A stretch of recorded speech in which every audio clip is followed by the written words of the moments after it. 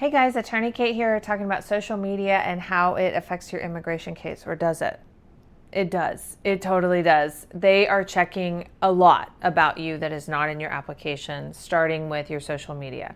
And this applies at the embassies and the consulates abroad, and it applies at USCIS here when you're applying for a green card, when you're applying for a work permit, when you're applying for citizenship.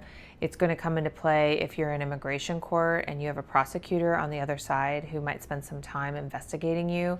They're going to look at your social media to make sure that what's in your case is true. So the easy way to explain that is, let's say you're applying for a green card through marriage to a US citizen. They're going to check your feed and make sure that you have pictures with that person and not some other person, or you're not celebrating being single, etc. So they're going to check and make sure that what you're saying publicly matches what you're telling the authorities.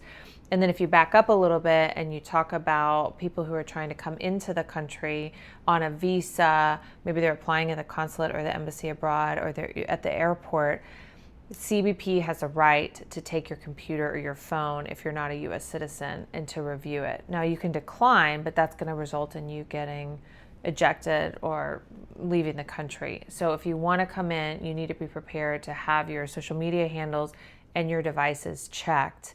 And it's not enough to just make your accounts private. In fact, having private accounts will result in denials sometimes.